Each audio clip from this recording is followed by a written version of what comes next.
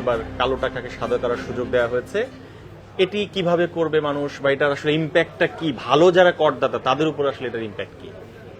আসলে আমি ব্যক্তি স্নেহাশিস বড়ুয়া হিসেবে যদি চিন্তা করি, তাহলে আমি অবশ্যই কিন্তু কি এই ধরনের কালো টাকা সাদা করার বিধানটা আমি কখনোই সমর্থন করি না ব্যক্তিগতভাবে।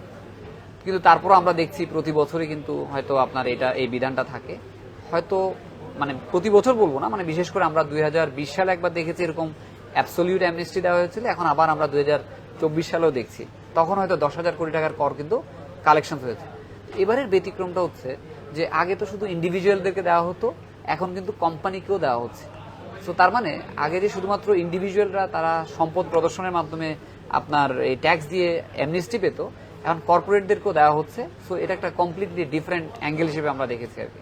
আচ্ছা, এই যে মানে এটা দেয়া হলো, এটার মাধ্যমে আসলে কতটুকু টাকা সাদা হয়, এটার কোনো হিসাব আছে কিনা, বা আসলেই কি আমরা অনেক বেশি টাকা পাই এর মাধ্যমে? যেটা 2020 সালের হিসাব আমি যতটুকু শুনেছিলাম, তখন 10,000 কোটি টাকার মতো আপনার ট্যাক্স কালেকশন হয়েছে, কিন্তু আপনার কি মাধ্যমে, আপনার এইভাবে ডিসক্লোজারের মাধ্যমে। তো 10,000 কোটি টাকা তো আমার টোটাল যে ইনকাম ট্যাক্স কালেকশন সেটার কিন্তু কম অংশ ছিল না, একটা মোটামুটি ভালো অংশই ছিল।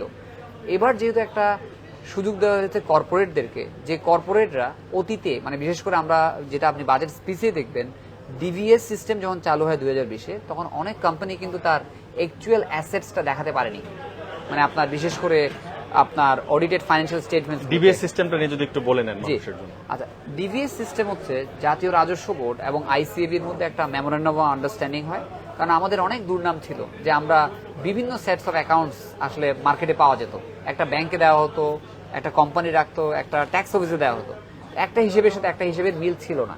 তো ট্যাক্স অফিসে যেটা দেওয়া হতো সবাই অভিযোগ করতো যেটা লস অ্যাসেট কম, সেটা ট্যাক্স অফিসে দেওয়া হতো, যেটা ব্যাংকে দেওয়া হতো এখানে অনেক প্রফিট, অনেক অ্যাসেটস, আর রিয়েল অ্যাকাউন্টস হয়তো একটু কি ডিফারেন্ট ছিল।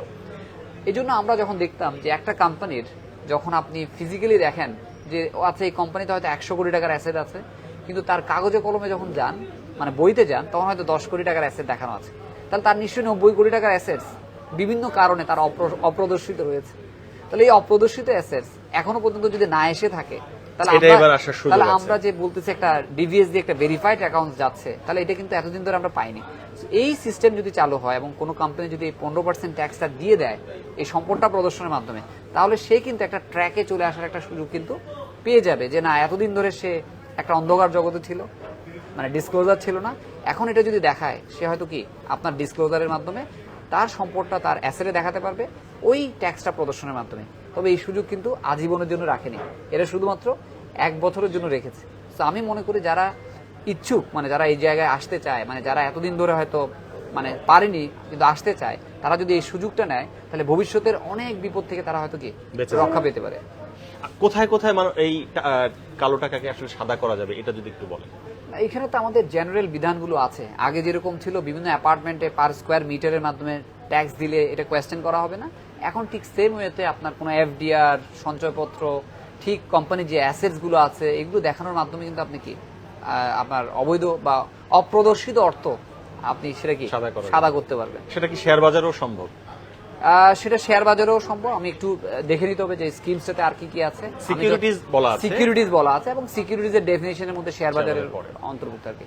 ইউনিভার্সাল সেলফ অ্যাসেসমেন্ট নিয়ে বলেন আর কি। ডেইলি স্টারের আপডেটেড নিউজ এবং ভিডিও পেতে আমাদের সঙ্গে থাকুন, এবং বিশেষ করে বাজেটের বিভিন্ন ইস্যু, বিভিন্ন দিক নিয়ে জানতে আমাদের সঙ্গেই থাকুন। সুস্থ থাকুন, ভালো থাকুন।